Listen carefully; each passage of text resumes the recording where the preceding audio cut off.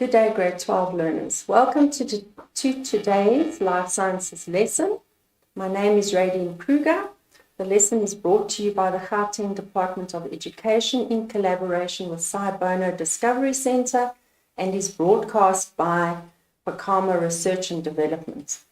Our WhatsApp line is 079 454 9535.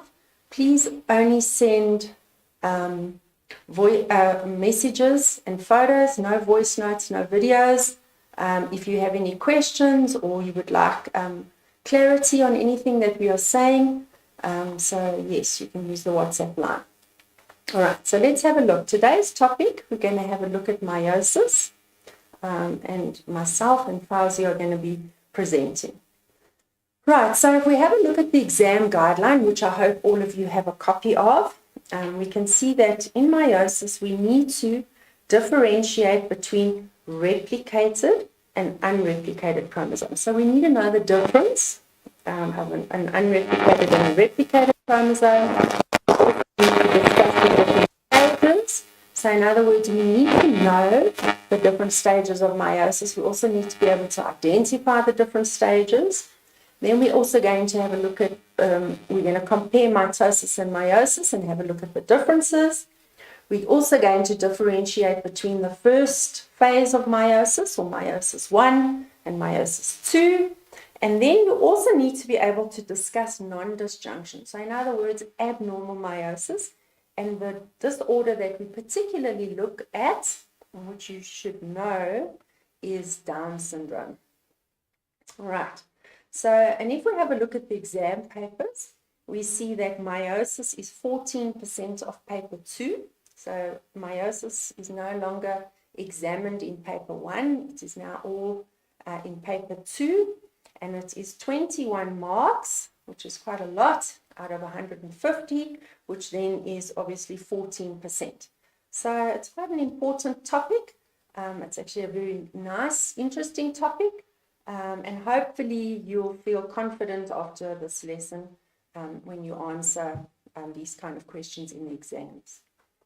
All right, so actually let me go back and quickly this diagram and just a brief synopsis. If you have a look here, you can see the very first cell, the mother cell, and that's going to undergo replication.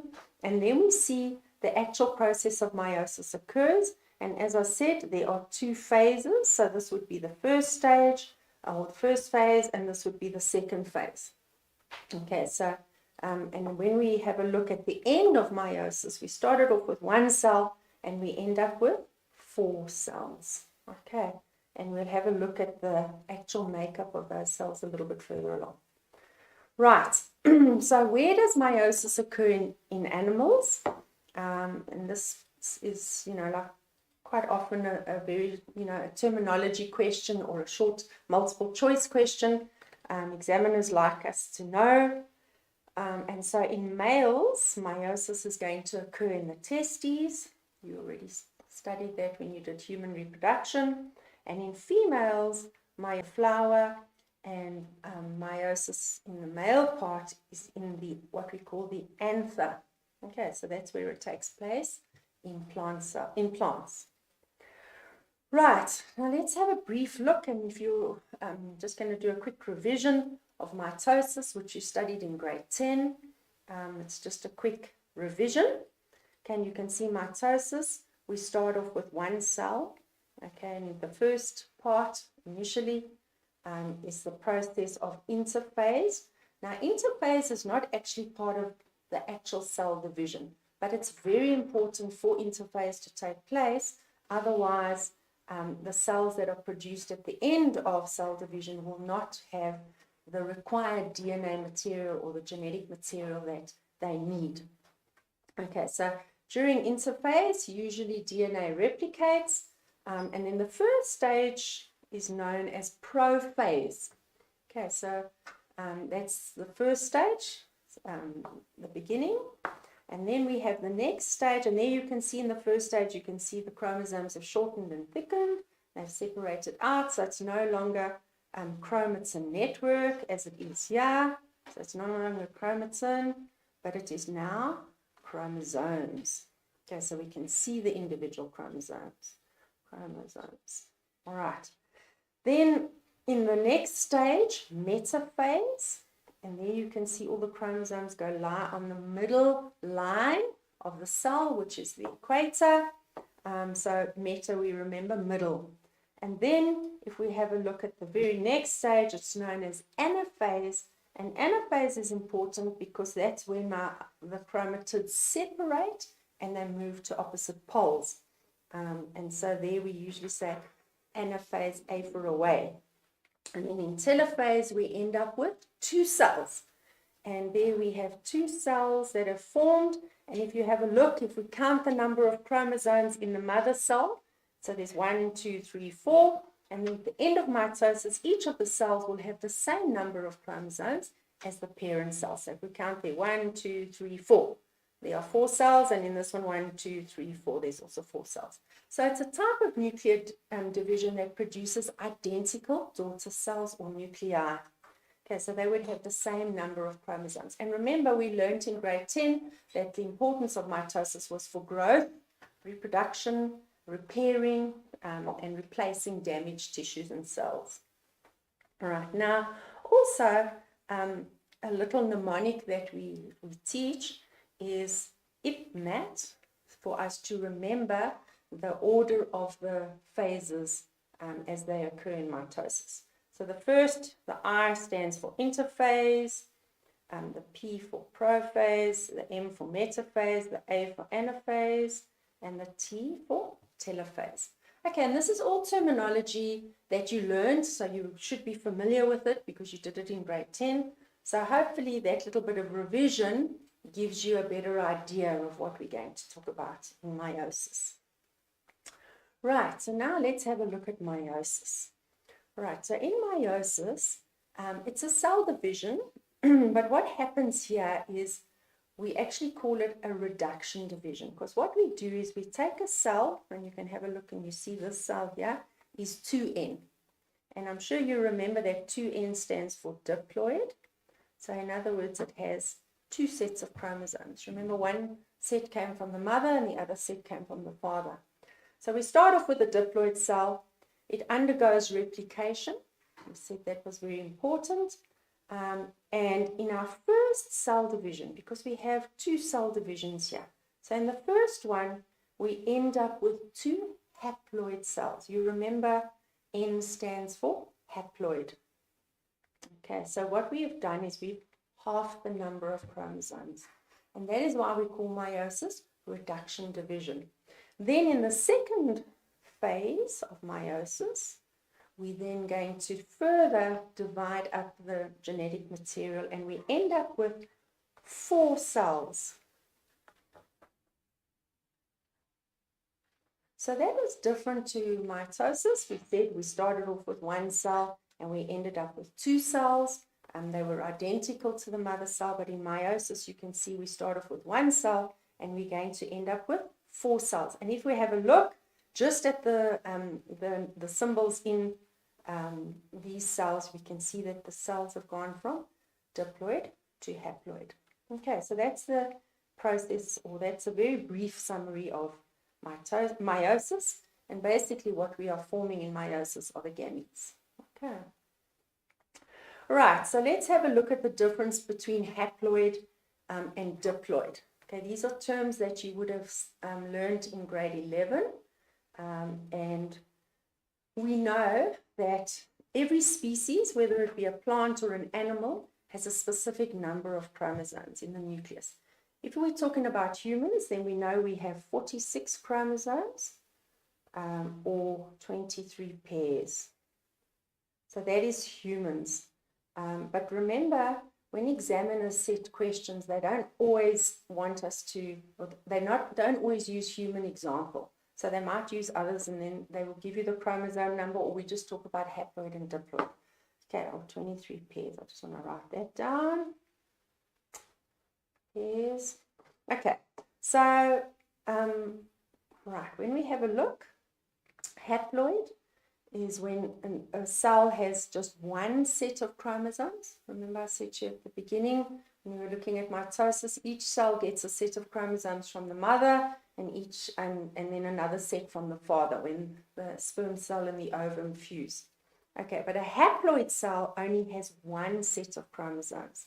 So the chromosomes are unpaired, whereas a diploid cell would have a double set of chromosomes.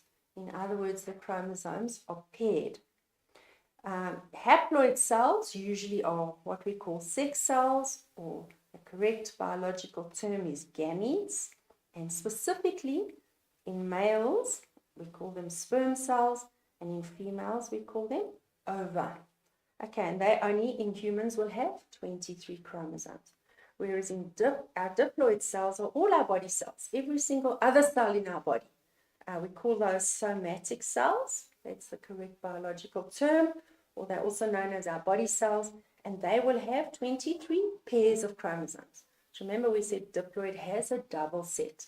Okay, so if I have two haploid gametes, so I've got a female gamete, which is haploid, and a male gamete, which is also haploid, so they both are haploid, and they fuse during fertilization. The resultant cell, which we call a zygote, will then be diploid because we're saying N plus N equals 2N. Okay, so that is how we get a diploid cell, and how we put two haploid cells together, and then to create haploid cells, we need to divide a diploid cell through the process of meiosis. Right. Okay, so let's have a look. All right, the first very important process that must take place before any cell division, whether it be meiosis or mitosis, is interphase. And inter means between. Okay, so it's going to take place between cell divisions. Now, very important, and this is the significance of interphase, is that DNA replication occurs. And you remember this from when you studied DNA at the beginning of the year. The DNA molecule, it's a double helix, and what happens is during replication, it's going to unwind, so it untwists, and once it is untwisted, then the hydrogen bonds break, and it then is able to unzip. And then we have two new DNA molecules formed on the template of the DNA. So when we have a look at it now in the context of meiosis, each of those DNA molecules now becomes part of, it makes up a chromosome, and it now consists of two chromatids. So each chromosome, when replication has occurred, now has two parts to it. Okay, we call those chromatids. And they are joined together by a centromere, and that is what forms our chromosome. And it's because DNA replication has occurred. Okay, so what has happened is we've doubled the genetic material, which is now going to be shared during meiosis. Okay, so, and then terms that you need to know, and it's very easy actually to remember it if you remember that a chromosome before replication has taken place is called an unreplicated chromosome. And remember, replication, one DNA molecule is going to make two. So when it is unreplicated, it's going to be a single strand. As soon as replication occurs and it makes two strands, it now becomes known as a replicated chromosome. Okay, so it is double. It's a double chromosome, and it has two chromatids. All right. Okay, so if we have a look at the structure now of a chromosome, so once prophase occurs, what happens is the chromatin network then shortens and thickens, and we can see chromosomes clearly in the nucleus. Now the first part here, this diagram is homologous, those are homologous chromosomes, but they only have a single strand. So in other words, that is, they are unreplicated because DNA replication hasn't occurred yet. So interphase is going to take place, and then you can see that says replication there. And once DNA replication has occurred, our homologous chromosomes now look different.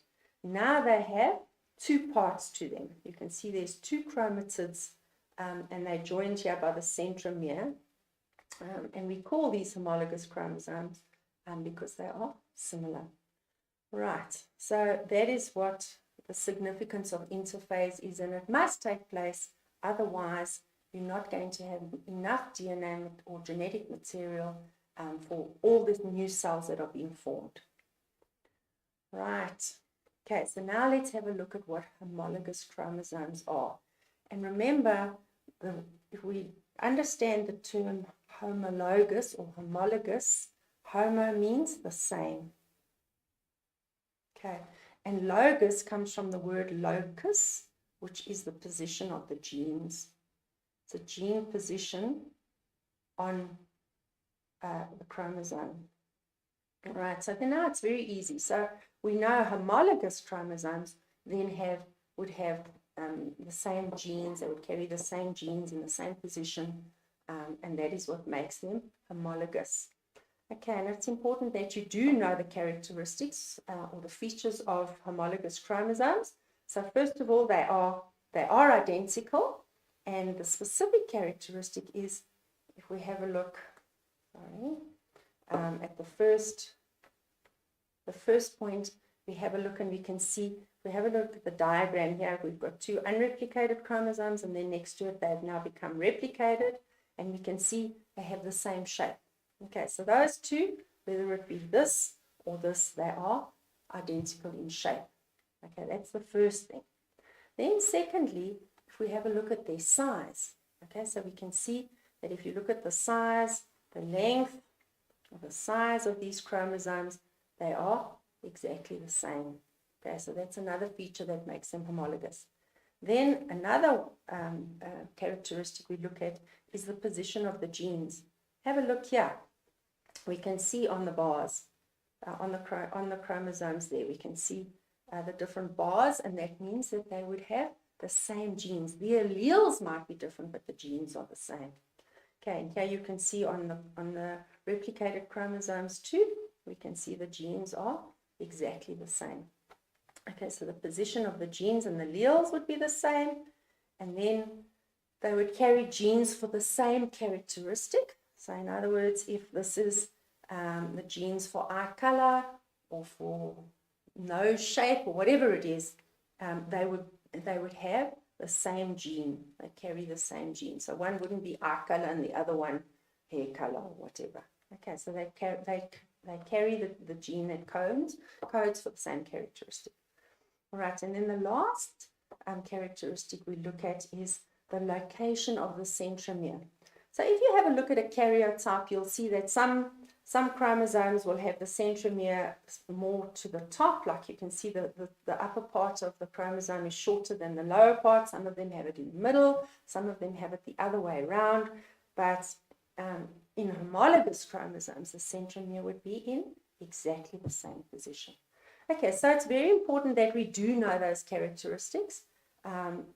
Last year the examiners did ask this question, and there were very few learners that were able to answer or give at least more than one characteristic.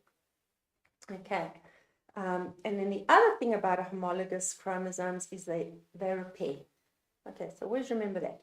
So there are two chromosomes, all right, in homologous chromosomes, and each one of each kind, and one comes from the mother and the other comes from the father. Okay, so that's basically what homologous chromosomes are, and I hope it makes sense to you. The other thing I just want to mention here before we move on is that if you look at a replicated chromosome, the two parts, the two chromatids that make up a replicated chromosome are known as chromatids. And when we're talking about crossing over, we refer to them as sister or non-sister chromatids. Okay. Right. So now let's have a look at that same chromosome when it is unreplicated. So there you can see it's unreplicated. So it's only a single strand. So it's got a single DNA molecule, whereas a replicated chromosome is a double strand, a double DNA molecule. Okay, so each chromatid is exactly the same, because remember what happens in DNA replication? DNA makes an exact copy of itself. Okay, so they would be then the two chromatids that make up a replicated chromosome then are identical. And here we can see that even on these diagrams they've put, they've named certain genes or some of the genes, or they've labeled them, they haven't actually named them, but we can see the position of the genes. So if we have a look at the two chromatids that make up the replicated chromosome, we can see that they carry exactly the same alleles or genes. Okay. Right, so that's the difference between replicated and unreplicated. And as I said earlier, to remember, unreplicated is before interphase. So before replication has taken place. Because here we can see, here it says DNA replication has taken place, and we know that DNA replication takes place in interphase. So when we actually start looking at the process of meiosis, then we are now talking about replicated chromosomes. Okay. Right, then terminology. Okay, and remember, terminology is very important, because if we don't know and understand the terminology, then we don't understand the language of life sciences. And life sciences does have its own language, as any subject does. And if you don't understand the terminology, it's going to be difficult to understand maybe what the questions on the question paper are asking. If you don't understand the terminology, you may not then be able to answer correctly. Okay, so terminology, as we've now been discussing, is important, is what an unreplicated chromosome, and that is a chromosome as it appears before DNA replication. Whereas a replicated chromosome, this refers to a chromosome as it appears after DNA replication takes place. Because of DNA replication, all chromosome material is doubled. Hence, each replicated chromosome is made up of two chromatids. Again, they are joined by the centromere. Right, then the other terms that we often confuse is what is a chromatid and what is the difference between a chromatid and a daughter chromosome. Chromosome refers to the two threads of a replicated chromosome. So when we have our chromosome and it's joined by a centromere, those are known as chromatids. But as soon as they separate in anaphase 2, as those two chromatids separate, we then now can call them daughter chromosomes or chromosomes. They become known as chromosomes. All right, so that the chromosomes then refers to each chromatid after it's split from its sister chromatid during anaphase 2 and is moving to opposite poles. All right. Okay. So let's have a look at the actual process of meiosis. So we've discussed interphase, and it's a very important process that must take place for cell division to occur. But remember, interphase is not actually part of the division process, because mitosis and meiosis are actually cell division. Okay, so meiosis then, and as you can see, we start off with one cell and we end up with 4 cells. And that is because we have 2 cell divisions that take place.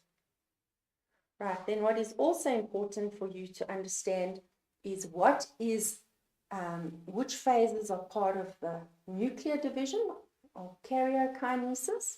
So that is when the nucleus, actual nucleus is dividing. And then the last phase, which is cytokinesis, is where cytokinesis is occurring. And that is where we split the cytoplasm and the cells actually divide into 2. Okay, so let's start and have a look.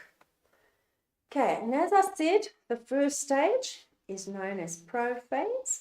And to help you remember, we said P for prophase is the same as P for preparation. So that is when the cell is starting to prepare so that it can undergo, the nucleus can undergo division.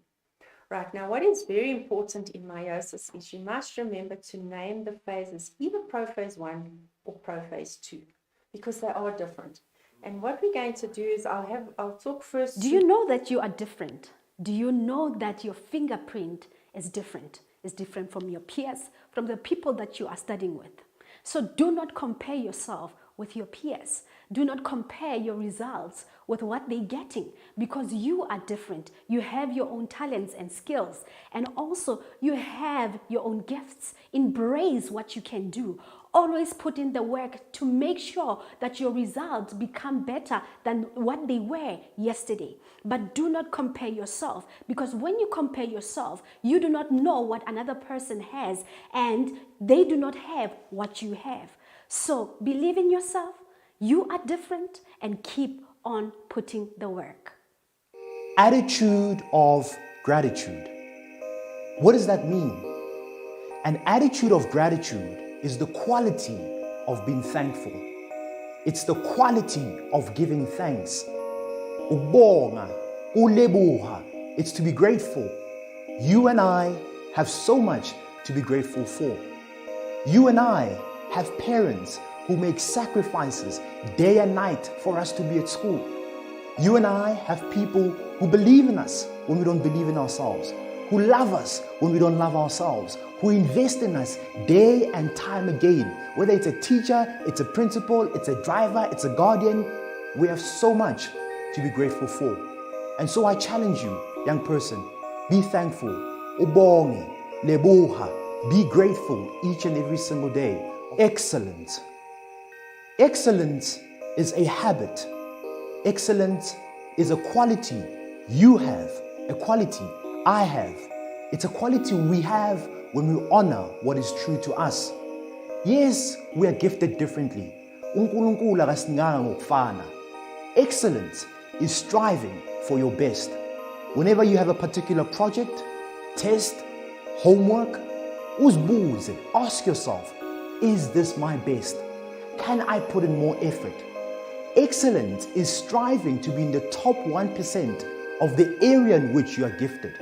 And so I challenge you, in every single thing that you do, in every single area that you're gifted in, whether it's sports, it's academic, ucula, whatever that gift is, strive for excellence.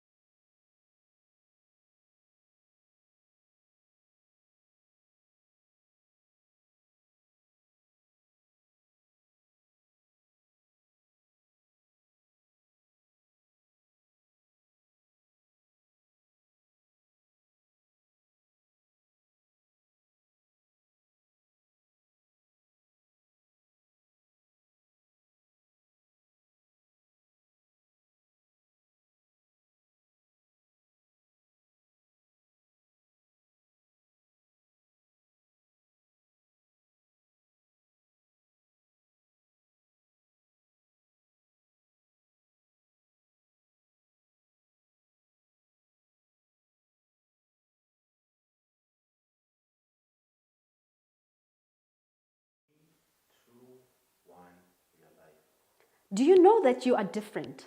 Do you know that your fingerprint is different? It's different from your peers, from the people that you are studying with. So do not compare yourself with your peers. Do not compare your results with what they're getting, because you are different. You have your own talents and skills, and also you have your own gifts. Embrace what you can do. Always put in the work to make sure that your results become better than what they were yesterday. But do not compare yourself, because when you compare yourself, you do not know what another person has, and they do not have what you have. So believe in yourself. You are different, and keep on putting the work. Attitude of gratitude. What does that mean? An attitude of gratitude is the quality of being thankful. It's the quality of giving thanks. Ubonga, ulebuha. It's to be grateful. You and I have so much to be grateful for. You and I have parents who make sacrifices day and night for us to be at school. You and I have people who believe in us when we don't believe in ourselves, who love us when we don't love ourselves, who invest in us day and time again. Whether it's a teacher, it's a principal, it's a driver, it's a guardian, we have so much to be grateful for. And so I challenge you, young person, be thankful, ubonge, lebuha, be grateful each and every single day of your life. Strive to display an attitude of excellence. Excellence is a habit. Excellence is a quality you have, a quality I have. It's a quality we have when we honor what is true to us. Yes, we are gifted differently. uNkulunkulu akasinganga ngokufana. Excellence is striving for your best. Whenever you have a particular project, test, homework, uzibuze, ask yourself, is this my best? Can I put in more effort? Excellence is striving to be in the top 1% of the area in which you are gifted. And so I challenge you, in every single thing that you do, in every single area that you're gifted in, whether it's sports, it's academic, ucula, whatever that gift is, strive for excellence.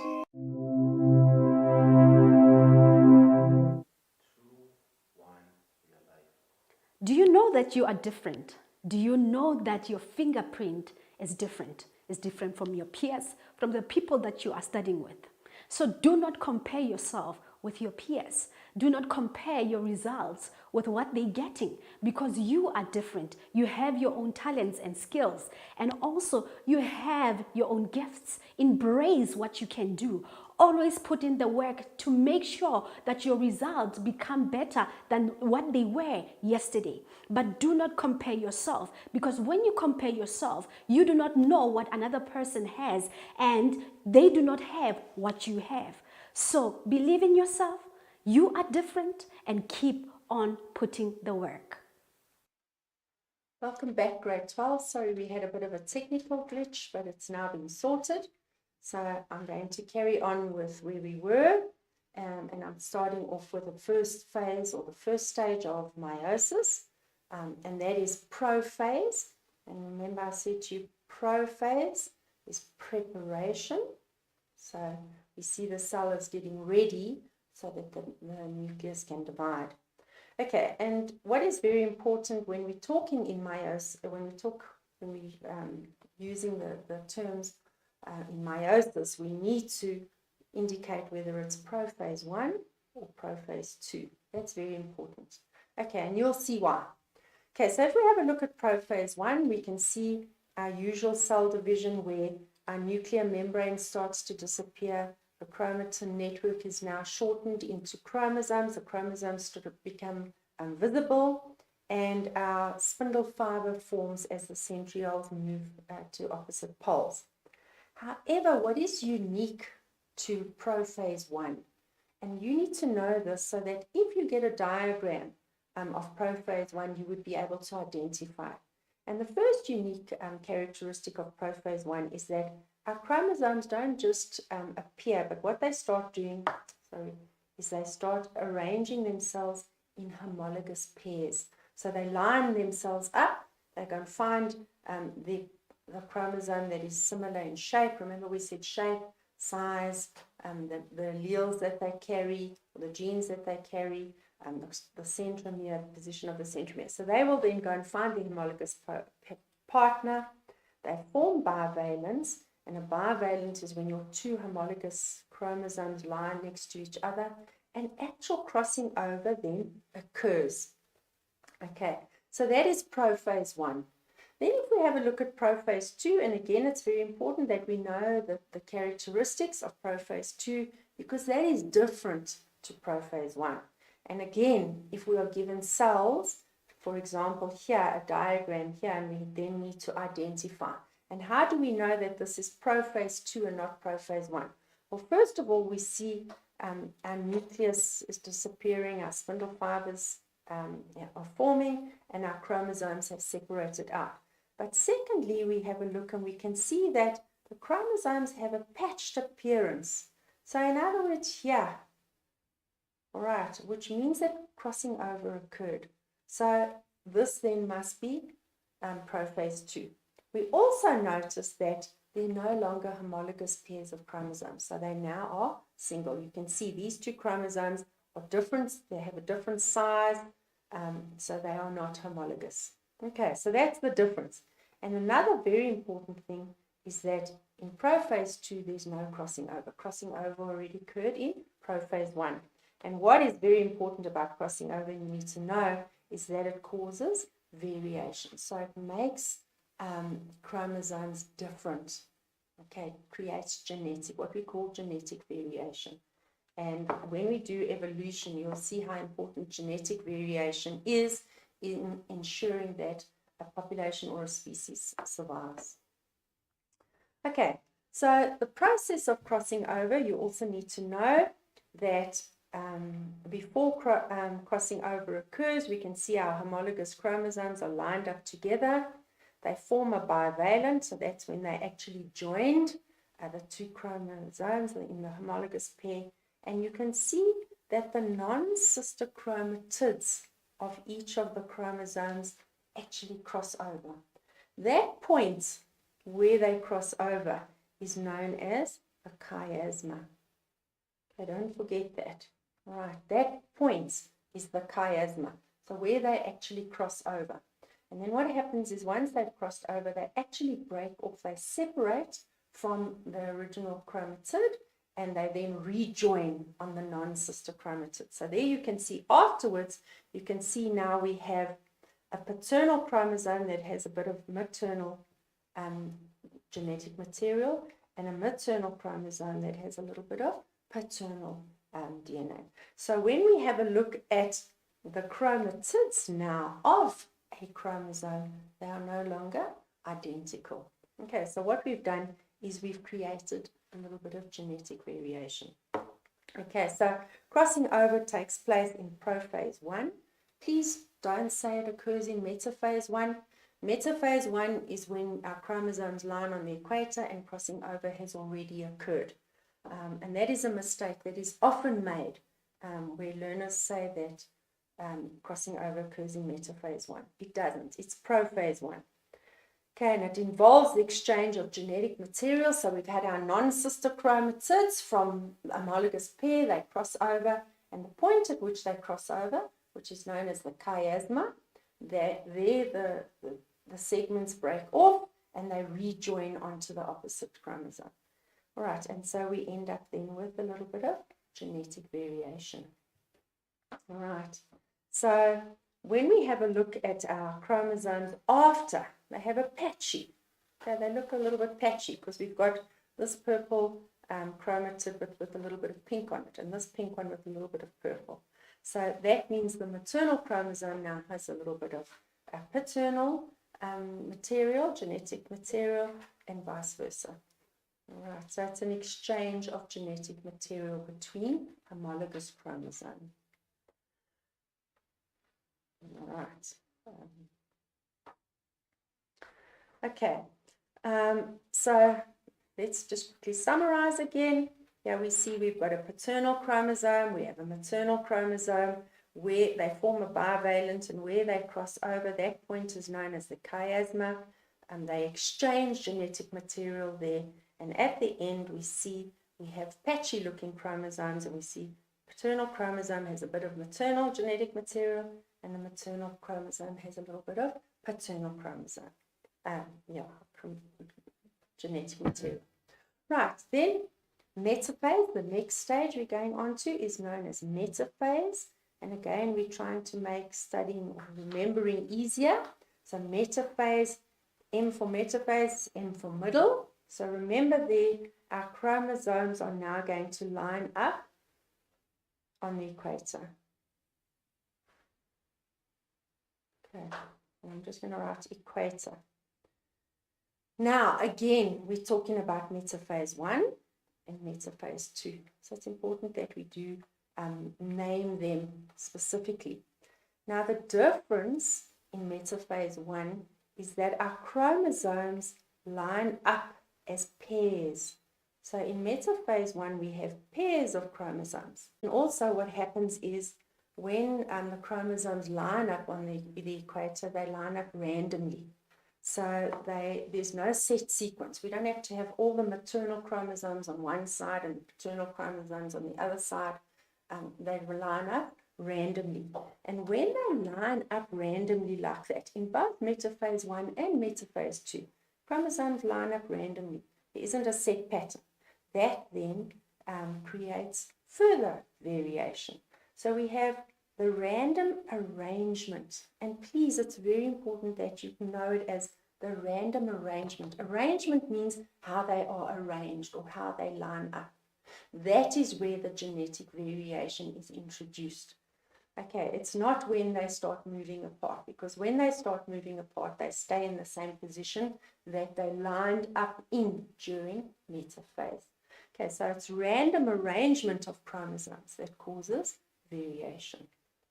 All right, so if you get a diagram, you would then clearly be able to distinguish between metaphase 1 and metaphase 2 by having a look to see the chromosomes, when they line up on the equator, are they double or in pairs like this, or are they single, where there's no more homologous chromosomes?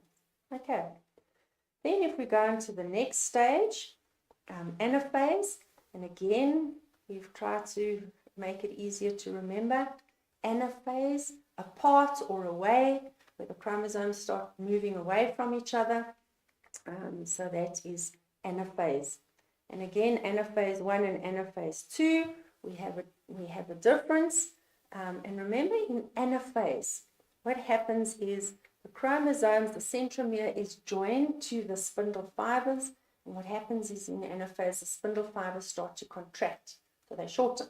And as soon as they shorten, then the chromosomes are pulled apart and they're pulled away from each other to opposite poles.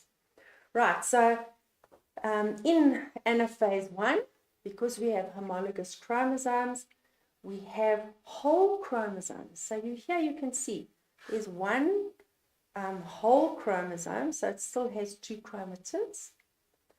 One whole chromosome on this side, and then on that side is another whole chromosome, and they are moving apart. Okay, and that is what makes it anaphase 1. The fact that we've got our homologous chromosomes that are now being separated. Okay, but it's whole chromosomes that move to the opposite poles. Whereas in anaphase 2, remember we said in metaphase 2, the chromosomes line up as single chromosomes. So they still have 2 chromatids, but they're no longer parts of a homologous pair. So now we have a single chromosome. And that single chromosome is then going to split. So the centromeres divide, and there we have the chromatids that are now pulled apart when the spindle fibers contract. And it's important that you use that wording, that the spindle fibers contract, and when they contract, they pull the chromosomes apart. So in anaphase 2, we now talk about the chromatids moving to opposite poles. And in fact, when they get to the opposite poles, we now call them chromosomes or daughter chromosomes. Okay, so anaphase is the stage where we have chromosomes moving apart to opposite poles. Anaphase 1, we still have whole chromosomes that are separating, whereas in anaphase 2, we have chromatids that are separating. Okay, now important, and you'll do this a little bit later with Fazi, that if the spindle fibers fail to separate the pair of chromosomes, so if we have non-disjunction occurring, okay, so we have abnormal meiosis, then what happens is, and we're going to have a look, and if it happens specifically at pair 21, then we're going to resolve, the result is Down syndrome. Okay, but Fazi will look at it in more detail. All right, then the last phase or stage of meiosis is telophase, and again the T for 2, because in telophase, the nucleus has actually divided. So once the chromosomes have moved apart and have arranged themselves in the opposite poles, our nucleus is divided. But now we need to divide the cell. So the cell, the cytoplasm actually needs to divide, and it's going to separate into 2 cells. So in telophase 1, we're going to have the nuclear membrane reforming. So there you can see the nuclear membrane again. You can see the chromosomes are now in separate nuclei. And now what happens is your cell membrane in an animal cell, your cell membrane constricts. So in other words, it moves in, it contracts in. The cell membrane then divides the cell into 2. So cytokinesis, or division of the cytoplasm, has taken place, and we now end up with 2 cells. At the end of telophase 2, we have a look, again the chromosomes then, or the daughter chromosomes are moving to opposite poles. The nuclear membrane is going to reform, and each of the 2 cells that we had is now going to divide so that we end up with 4 cells.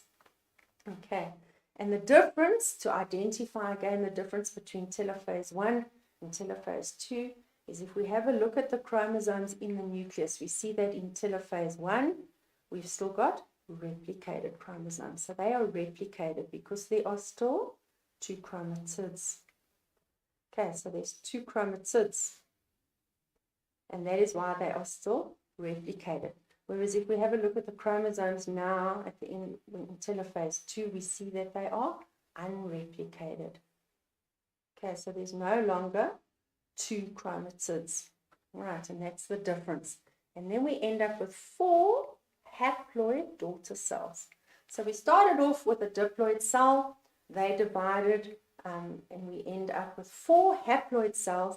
And if we have a look, we can see crossing over has occurred, random arrangement of the chromosomes has occurred. So we end up with 4 daughter cells that are genetically different. Okay. Right. So let's have a quick brief look at the difference between meiosis and mitosis. In meiosis, we have, as we said, we start off and we have 2 cell divisions. Okay, so we end up with 4 haploid daughter cells that are genetically different. So none of them looks like the other. Whereas in mitosis, we have a cell division, 1 cell division, where our daughter cells then are identical to each other as well as to the mother cell. So they would be diploid, that would be diploid, and these are also diploid. We start off with a diploid cell, it's becoming haploid, diploid mother cell, and it then divides and they all become haploid. Okay, so very basically the difference is we have 1 cell division in mitosis, we have 2 in meiosis.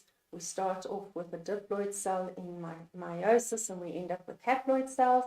In mitosis, we start off with a diploid cell and we end up with diploid cells that are identical, genetically identical to the mother cell, whereas in meiosis, they are genetically different. All right. And then a very brief difference between meiosis 1 and meiosis 2. In meiosis 1, the chromosomes arrange at the equator of the cell in homologous pairs. Remember, we said that was metaphase. Metaphase 1. Whereas in metaphase 2, they line up individually. So we have single chromosome. Then in anaphase 1, we have whole chromosomes, okay, because they're still in homologous pairs, so the whole chromosomes move to opposite poles. Whereas in meiosis 2, we've only got 1 chromosome, and now the chromatids separate and the chromatids move to opposite poles. At the end of meiosis, 2 cells are formed, or in meiosis 1, 2 cells are formed at the end of this division, whereas in meiosis 2, we have 4 cells that are formed.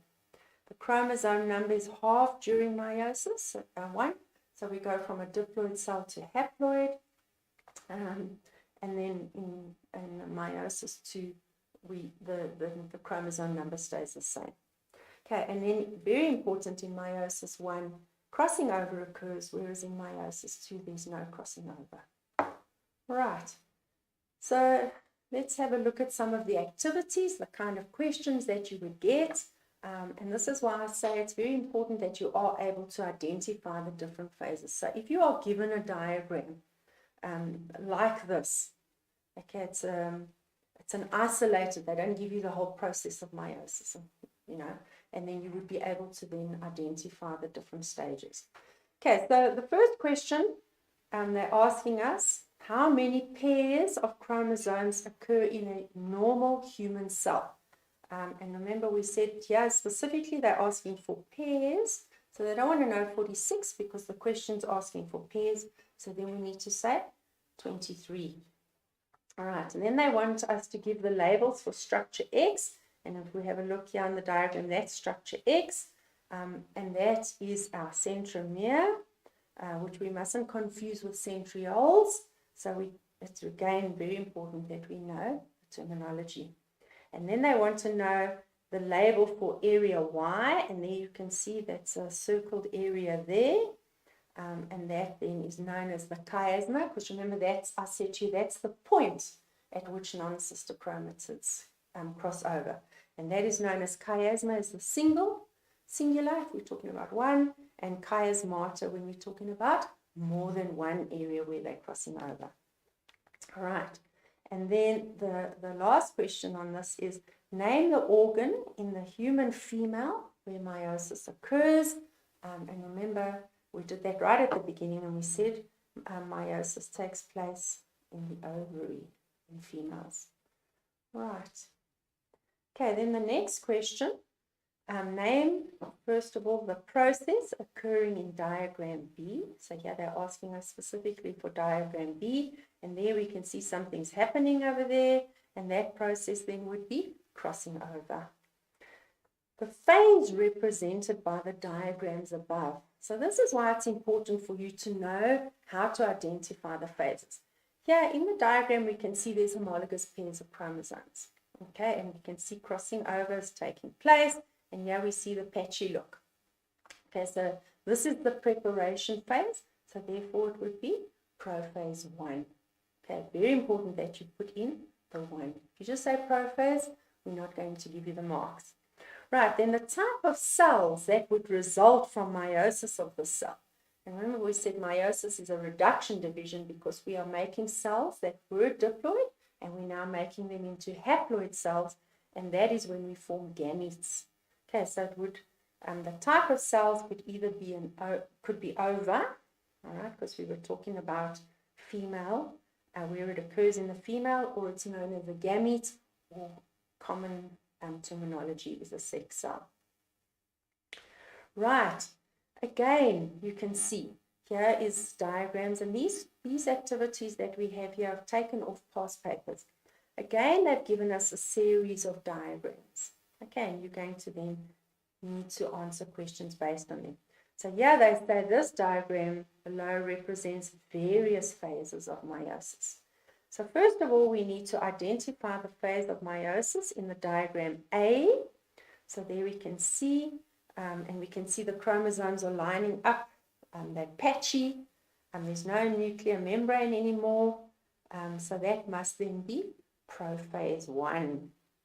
And then in B, we can see that the chromosomes, whole chromosomes, are starting to move, so they're moving apart, and we said A, anaphase, apart. And because it's whole chromosomes and not chromatids, we then know that it is anaphase 1. All right.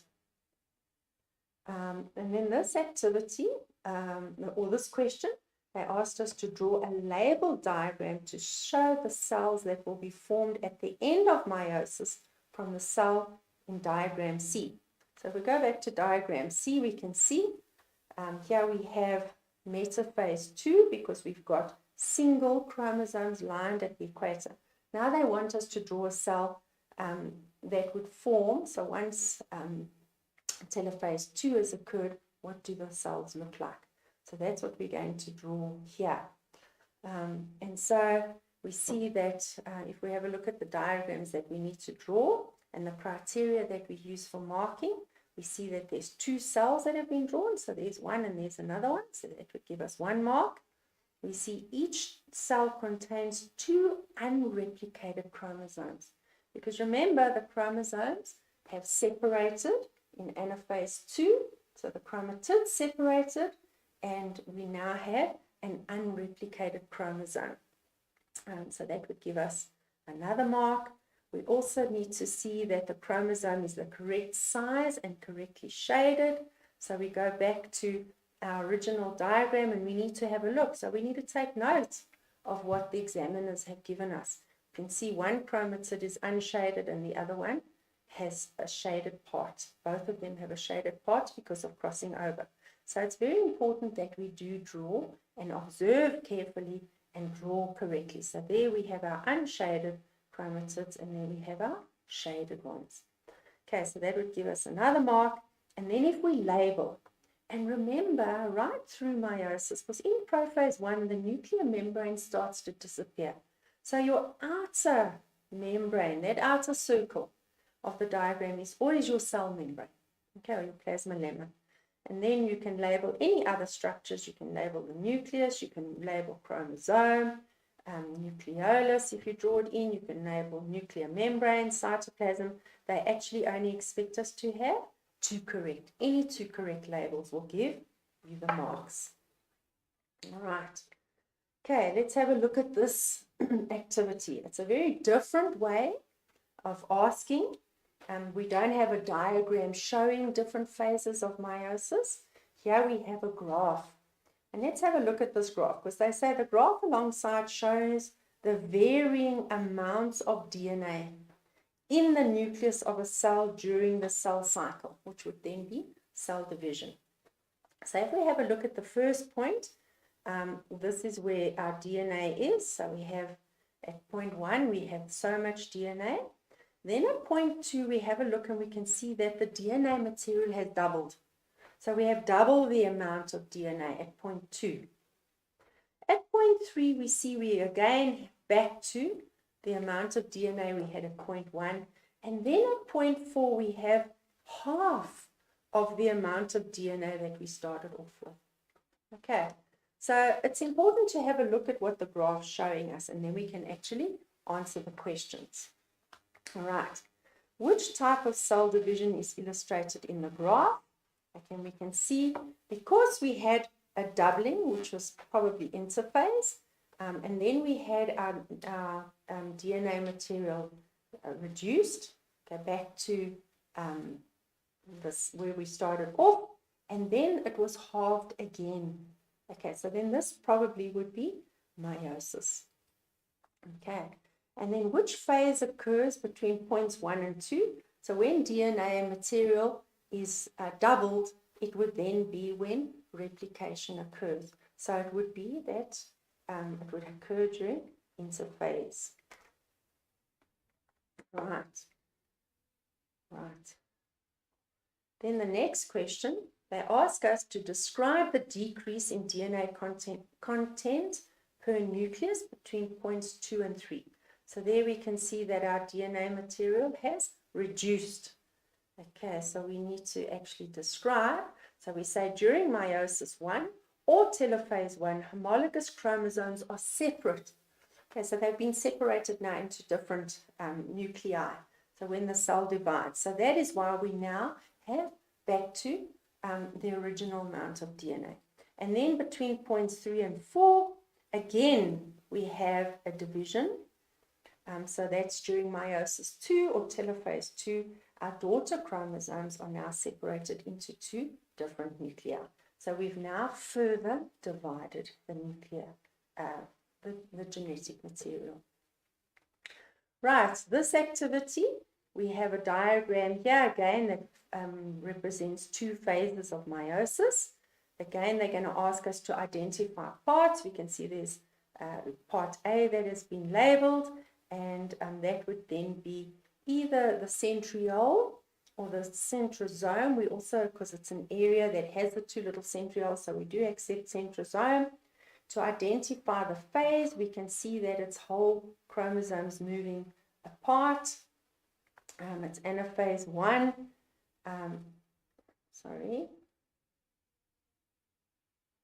And then describe the events that took place in the phase before the one represented in diagram 2. We can see that what happens here is our chromosomes are moving apart. So the spindle fibers have contracted to actually pull them. Right, the centromere also split, and each centromere or chromosome is then pulled to the opposite pole. Right, then the next question, they say name the process that causes the chromosomes to have a combination of genes as shown in the diagram. So here we can see this patchy look of our chromosomes, and that would then be crossing over. Right, then give one reason why the process named in question 4 above is important. It's very important because it creates a genetic variation. So we've got chromosomes that are now genetically different.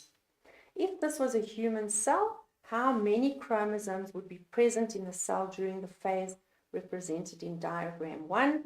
So there they want to know how many chromosomes, and they're not asking about pairs. So it would be 46 chromosomes. They, I guess, would accept 23 pairs, but it's actually 46. Then structure B and C are both chromosomes. Okay, so there we see structure B, there we see structure C. Explain why they are structurally different. Okay, and the first one is that in structure B, they are still replicated. Sorry. Let's get this right. Structure B consists of 2 DNA molecules, whereas structure C is only a single DNA molecule, and it is unreplicated, whereas structure B is replicated. Right. Okay, then activity 4, again, we've got a diagram that represents a phase during meiosis 1. Now they've specifically told us, so we don't have to identify which phase it is. So here they want us to know, identify the stage of meiosis shown. And again, they're in the middle there. We see patchy chromosomes. So it would be metaphase 1, but they are in homologous pairs. Okay, give a visible reason for your answer. And that is that the chromosomes are in homologous pairs. Along the equator, so they line up along the equator. Right, then they say provide labels for structures 1 and 2 respectively. So if we have a look at 1, curly bracket around those 2 chromosomes, so that means they would be homologous chromosomes, and then structure 2 would be sister chromatids. Right, question 4. Would you consider the cell shown in the figure to be haploid or diploid? So we still have 2 pairs or 2 sets of chromosomes. You can see they're still occurring in pairs. And as soon as they occur in pairs, that indicates that they are diploid. Okay, explain your answer. Okay, and that's what we've just said. Homologous pairs have not yet been separated, so they're still present in the homologous pairs, and that is why they are diploid. Then how many chromosomes would be present in each of the daughter cells resulting from this cell at the end of meiosis? Now, I know this is always a difficult one, and we have a look at all those chromosomes there and we can't figure out. But remember, if we look at this cell, we actually have 4 chromosomes in it. And what happens in meiosis is we divide the number of chromosomes by half. Okay, so at the end we would have only 2 chromosomes, but they wouldn't be replicated, they would be unreplicated. And this is why it always seems to be so confusing. But if we can count the number of chromosomes, whether they're replicated or unreplicated at the beginning, we can then half that number, and that would be what we have at the end.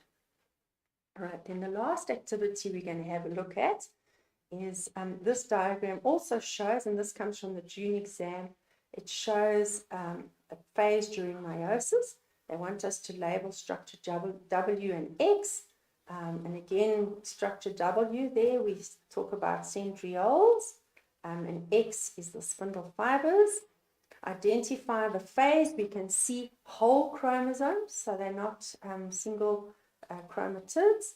We see whole chromosomes, they're moving away from each other, so this must be anaphase 1. And the reason is what I've just said to you. Each chromosome of each homologous pair is being pulled to the opposite poles. And again, they've asked us to state the number of chromosomes that each daughter cell would contain at the end of meiosis. So if we count the number of chromosomes, we've got 1, 2, 3, 4, 5, 6. And remember, meiosis, we're going to halve the number of chromosomes, so we're going to end up with 3. Okay, so that should be our answer.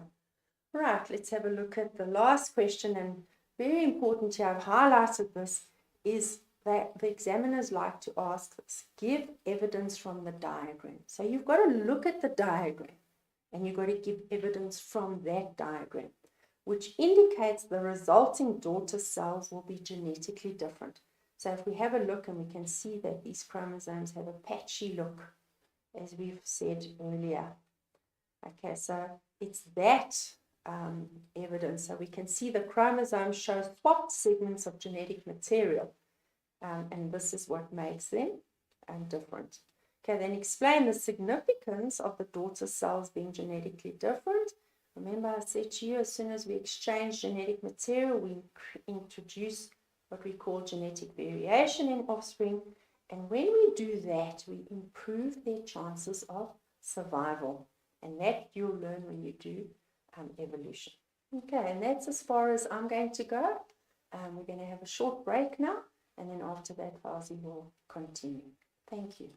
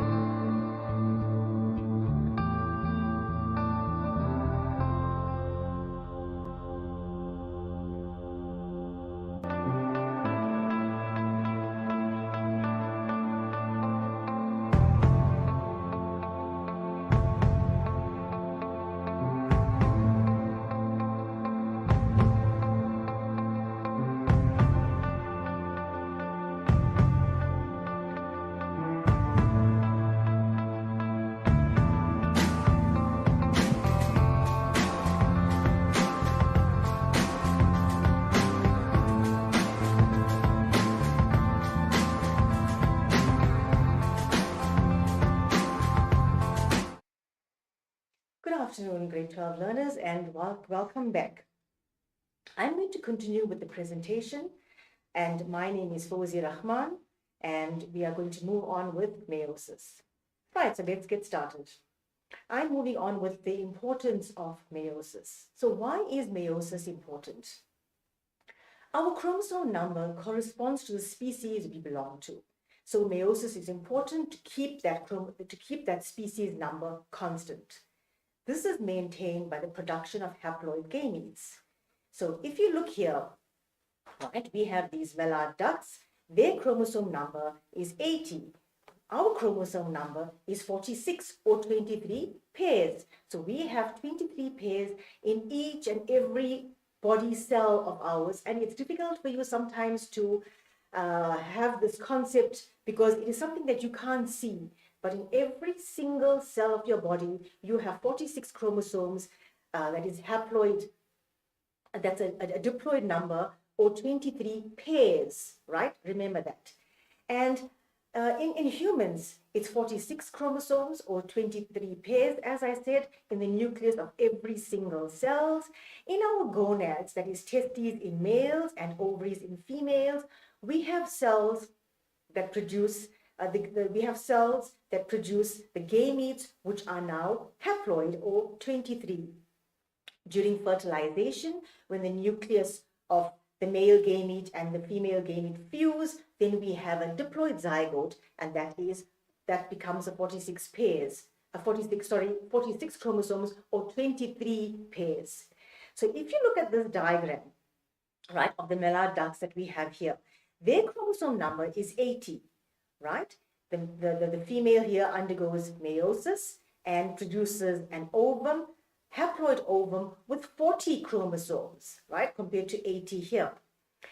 Then the male has 80 chromosomes, undergoes meiosis, produces a sperm with 40 chromosomes.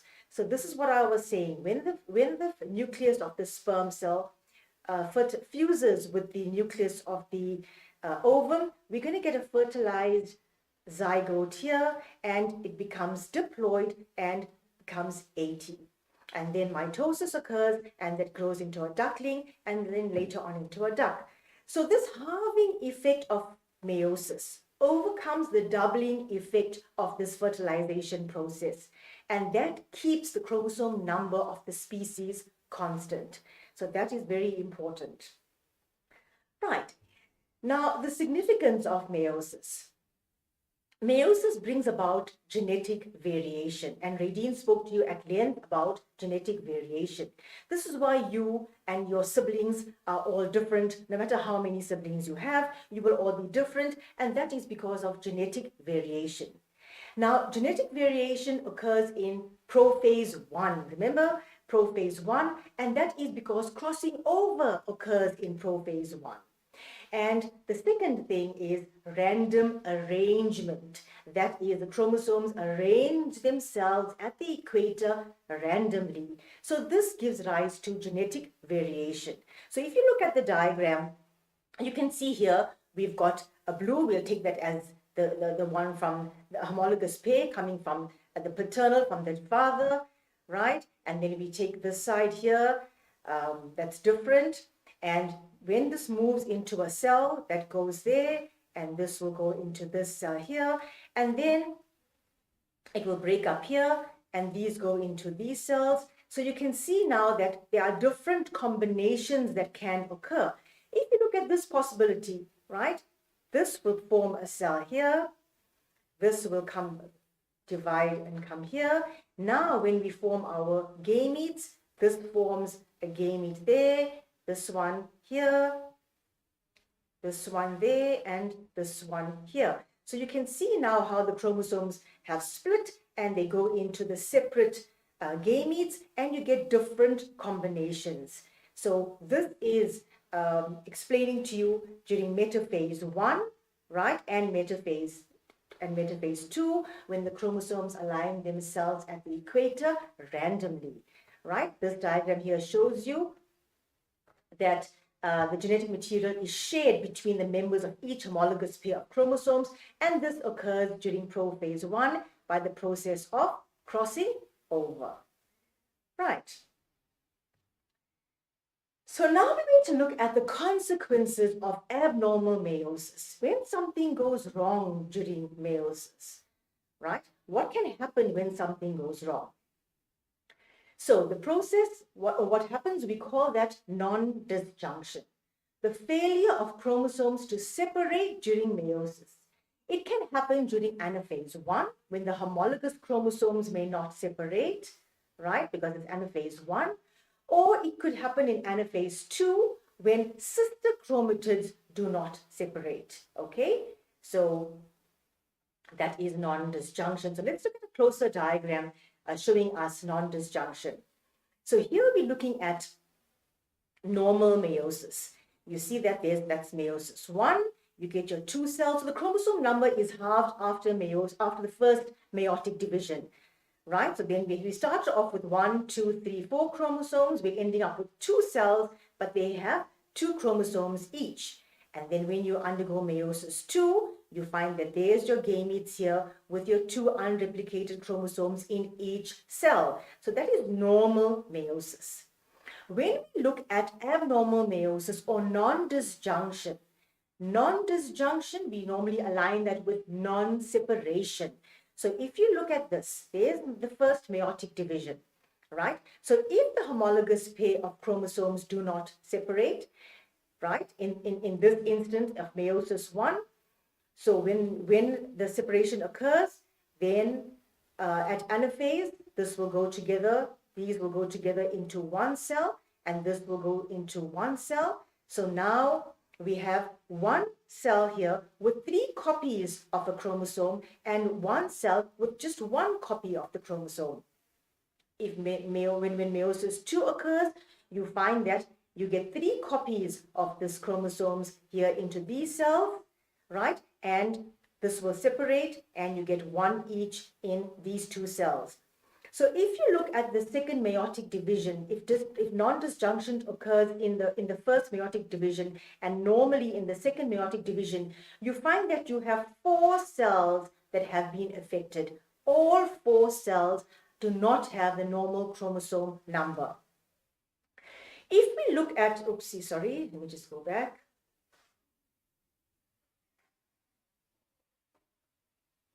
If we look at a non-disjunction occurring in meiosis 2, so if you look here, meiosis 1 occurs and it occurs normally. You get your 2 cells with half your chromosome number in each of the cells, and in the second meiotic division, this cell undergoes normal meiosis, but non-disjunction occurs here where there's non-separation of these chromosomes. So what will happen? Meiosis 2 will occur, and you find that there'll be an extra copy of a chromosome there and 1 chromosome here. So we're supposed to have 2, right? But we have 3 copies here and just 1 there. So these 2 cells here are affected. So to show you a bigger diagram, right, I'm going to show you this non-disjunction during anaphase 1, because that's when non-disjunction occurs. Remember, the spindle fibers contract and they pull the chromosomes apart. So if that does not happen, then you find that we get what results in non-separation or non-disjunction. Now, it can happen in either phase, in anaphase 1 or in anaphase 2. So let's look at this anaphase 1. Right. What happens is you have this homologous pair of chromosomes, and if non-disjunction occurs, they both go into one cell. And let's say, for example, this is chromosome number 21, right? This particular cell here will not have that chromosome. So 2 copies then will occur in this cell here. Normal meiosis will occur, and we will have an extra copy of the chromosome in these 2 cells, and we will not have chromosome 21 in these 2 cells here. So can you see all 4 cells here are affected? They do not have the normal chromosome number. 2 gametes here have an extra copy of chromosome number 21, and 2 gametes here lack chromosome 21. So you need to remember, anaphase 1, 4 cells are affected, right? So if a non-disjunction occurs in anaphase 1, 4 cells are affected. Right. When we look at anaphase 2, anaphase 2 means that in anaphase 1, normal meiosis will occur. But if non-disjunction occurs in anaphase 2, that is the second meiotic division, right, we find that one cell here will not have a chromosome 21, and one cell will have an extra copy, and this side normal meiosis occurs. So these are normal cells, these two are the abnormal cells. So you can see, as I said, right, in meiosis 1, 4 cells are affected. If non-disjunction occurs in meiosis 2, 2 cells are affected. These two are normal, and these 2 cells are affected, where one cell here has an extra chromosome 21, and this cell lacks a chromosome 21. Right, so looking at both the diagrams put together, you can see here we have normal separation, and we have a chromosome here in each of the cells because they have divided there. And that's what happened there. But if non-disjunction occurs where these do not divide, right, they are pulled together to the opposite pole together, right, then what happens? They both go into this one cell. So non-disjunction has occurred. Nothing then will go into this cell. When normal meiosis occurs in meiosis 2, we'll have 2 copies of chromosome 21 in each of the gametes here, and nothing in these 2 cells. Right, if we look at normal separation, normal meiosis in meiosis 1 here, there we go. We have each chromosome in each cell, 1 chromosome in each cell. And if non-disjunction occurs in meiosis 2, then you find that this chromosome does not separate. It goes into one gamete there and nothing in this gamete. So as I was saying earlier, right, if we look at non-disjunction occurring in meiosis 1, we find that all these 4 cells here are affected, where 2 gametes do not have a chromosome 21 and 2 gametes have an extra chromosome 21. If you look at meiosis 2 here, you find that 2 cells here are normal, but these 2 cells are abnormal. So non-disjunction occurring in meiosis 1 and meiosis 2 produces a different result, which you must know, right? So the spindle fibers, when they fail to separate during meiosis, members of one of the homologous chromosomes fail to become separated during anaphase 1 or anaphase 2, and this results in 2 gametes receiving an extra copy of the affected chromosome, or you find that 2 gametes lack the affected chromosome. Okay. Now, let's look at a karyotype. Okay, we're going to look now at a karyotype, and this shows us the karyotype of a typical karyotype of normal people, right? So this has 22 autosomes, right? These are chromosomes that are in pairs. There are 22 of them, and the 23rd pair here is called the sex chromosome, or we say it is the gonosome. Now, before I move on, let me explain to you what is a karyotype. A karyotype is a complete set of chromosomes of an individual arranged according to their appearance, the length, right, the banding pattern, and the centromere position. If you remember, Radin went into detail explaining to you about the chromosomes. But when we put them together as a set like this, we call this a karyotype, and it's very common in the exam to get these karyotypes.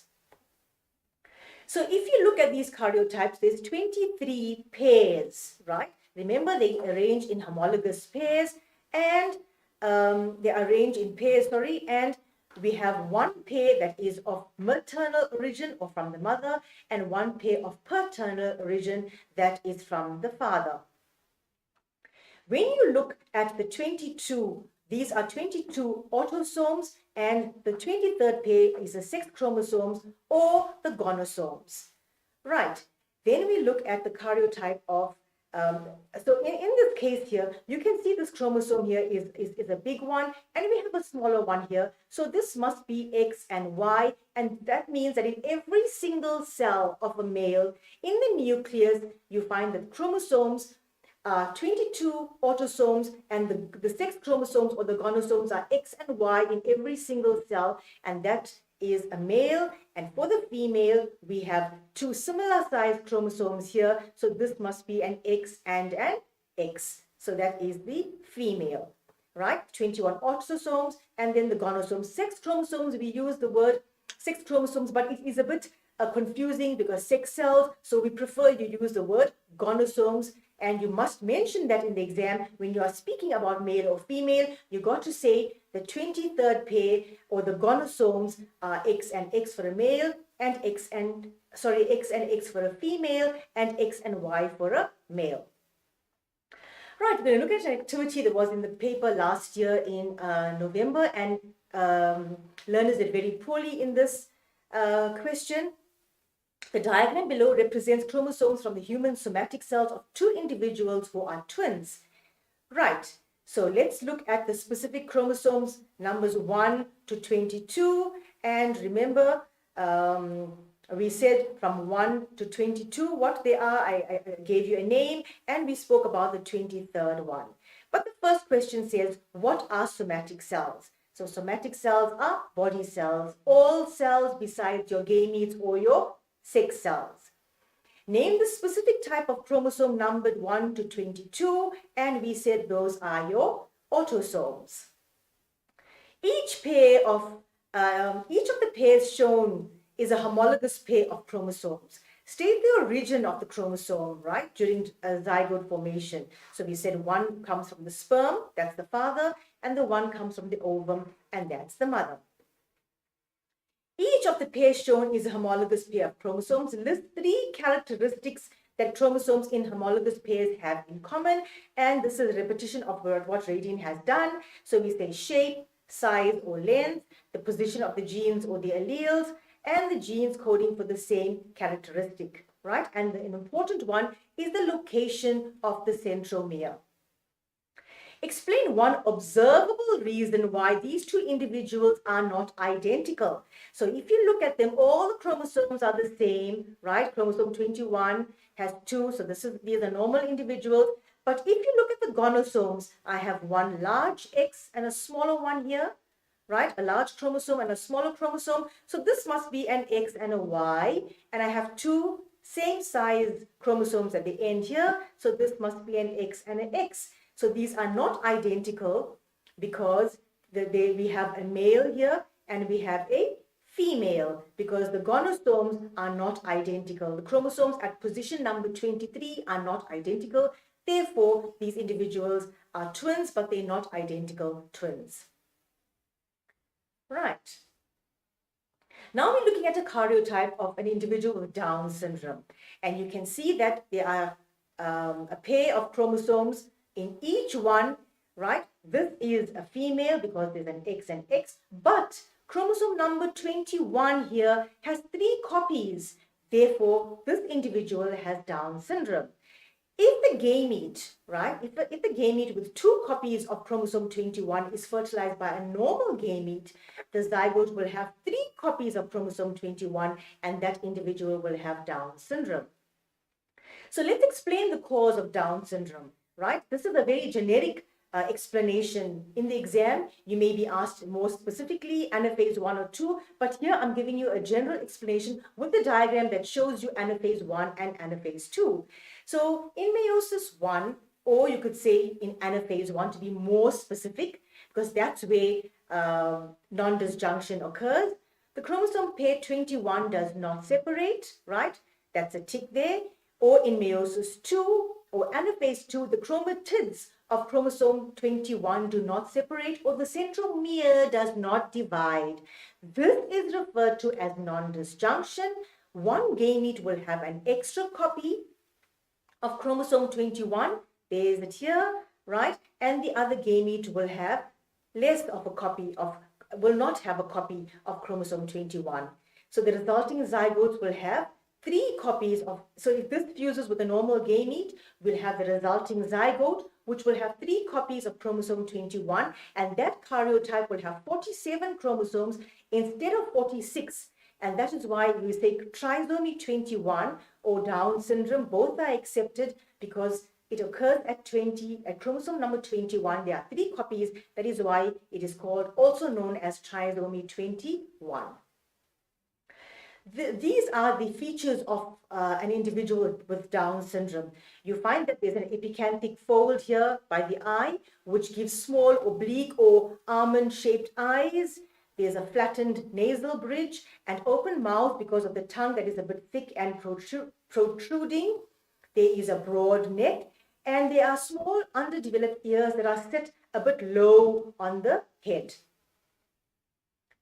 Right. Now, if a woman wants to know that whether she is going to have a child with Down syndrome, generally between the 15th and the 20th week of gestation, she can undergo a process called amniocentesis, right, where under the guidance of an ultrasound, a sterile needle is inserted into the abdominal wall, into the amniotic sac. A small amount of amniotic fluid is withdrawn through the needle. Now remember, this fetus is swimming in this amniotic fluid. Cells are being scraped off this fetus, right? And so there are those fetal cells floating in the amniotic fluid. It it goes into a machine called a centrifuge, where it is spun around, and we find that the amniotic fluid and the fetal cells separate.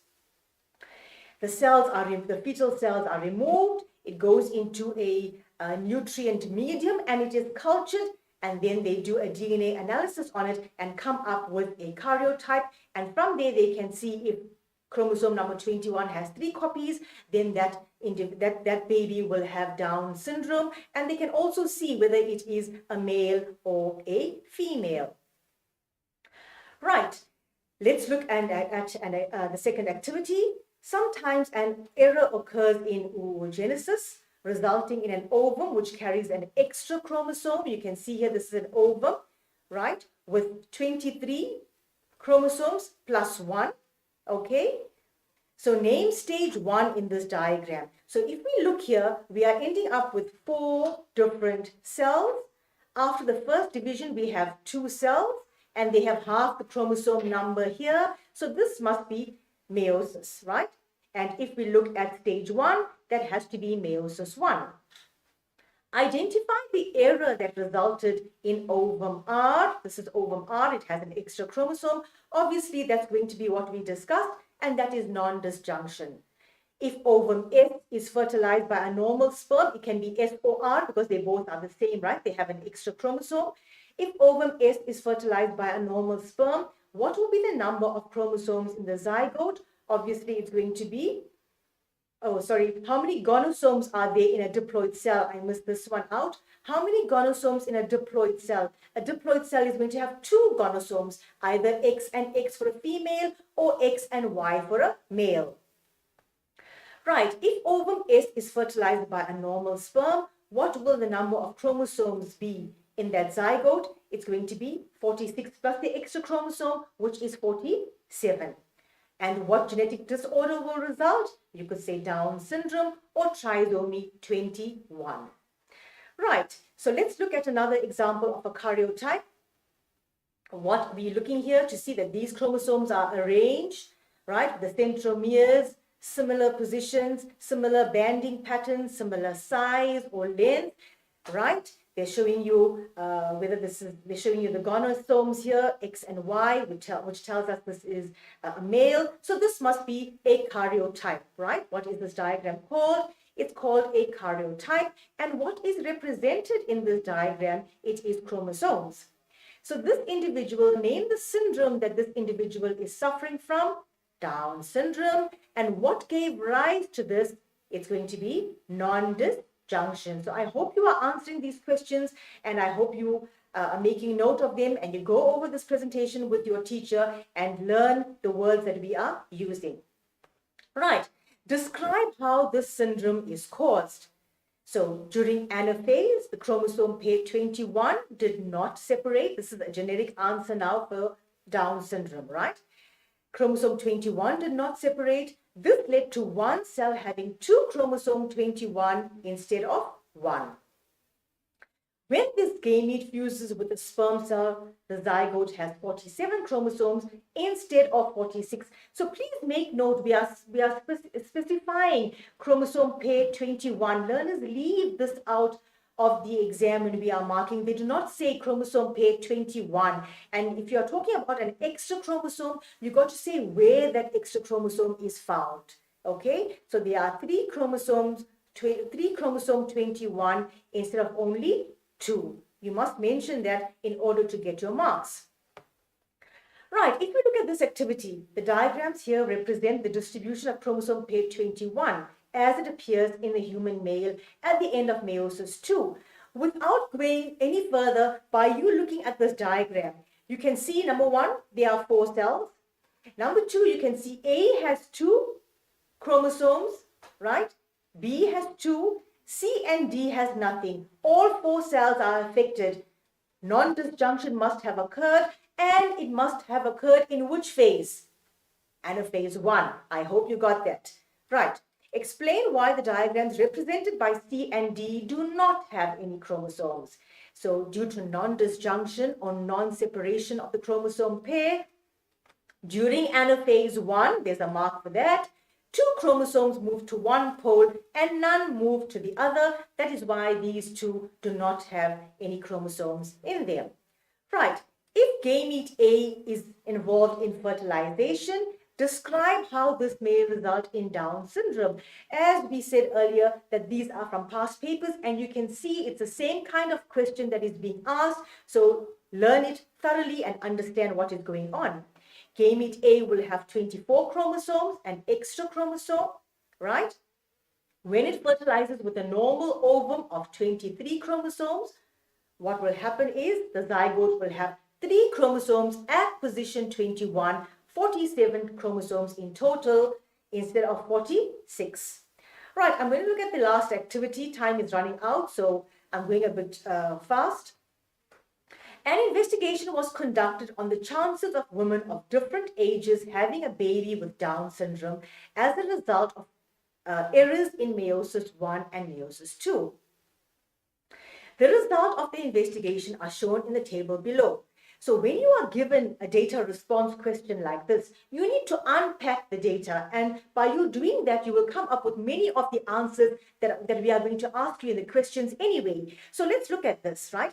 Maternal age in years, we are manipulating this. We are saying less than 25, between 25 and 29, 30 and 34, 36 and 39, and 40 years and older. So this must be the independent variable.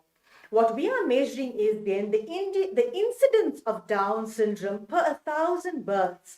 And we are looking at the errors in meiosis 1 and in meiosis 2. So this must be the dependent variable because that depends on the age, right? And if you look at the data, you can see less than 25, we have 0.4 errors in meiosis 1, 0.1 in 2, and 25 to 29-year-old, 0.5, and then 0.2 in meiosis 2.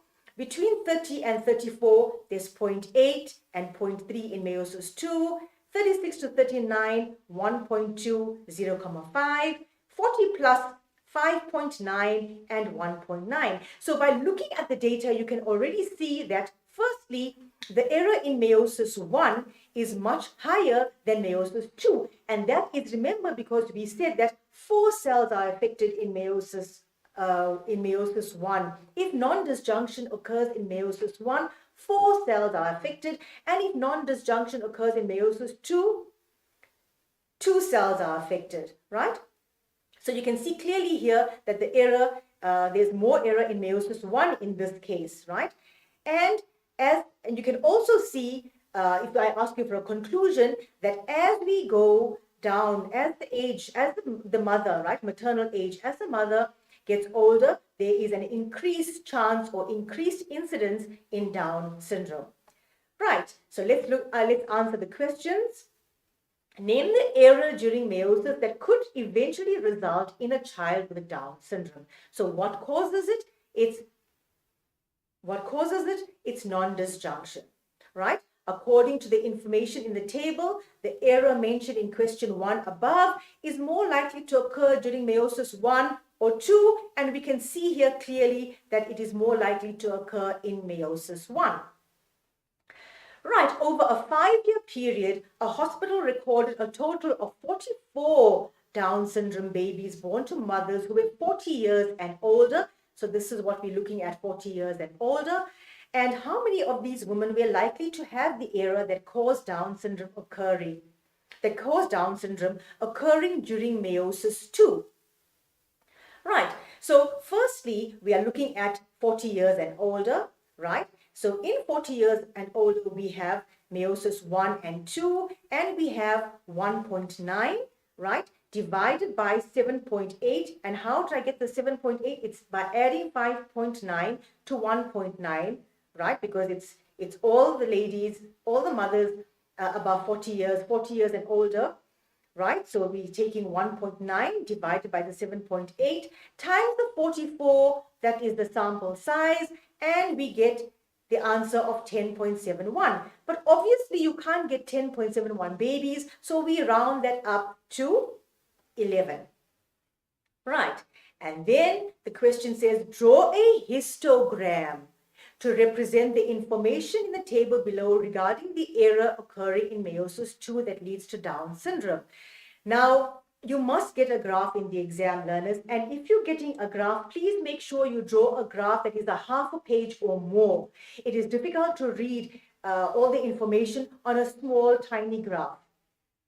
Right, so the first thing you would do is then you would look at your dependent and independent variables, and you will draw your axes, and you will draw your scale, right?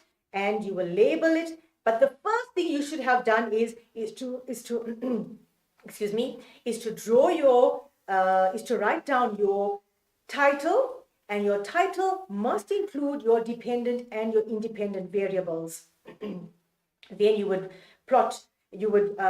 draw your scale. Remember, your increments between the points must be equal, and you have less than 25. There's your scale for your x-axis, and there's your scale for your y-axis. Will go up in 0.2 because we need to go up to, here we're doing meiosis 2, so we need to go up to 1.9. So there we go up to 2. Right, so if you look at this graph now, it is a histogram. And how do we recognize the histogram? It does not have spaces in between the bars. So that's what a histogram is. And if you are drawing this, when we are marking it, right, we are going to say T for your type. That's a histogram. Your caption, you're going to get a mark to have your dependent and independent variables. Your labels here must have your units. Please remember, you must have units, and your scale. So there's 6 marks here for a graph. Right, learners. We come to the end of our presentation, and I hope you study hard and study well for your prelims. Go over all of this, and remember that if you have an individual with Down syndrome in your family, you will notice that they are very loving, caring people, and you should give them that extra love, and because they are a blessing. Thank you very much.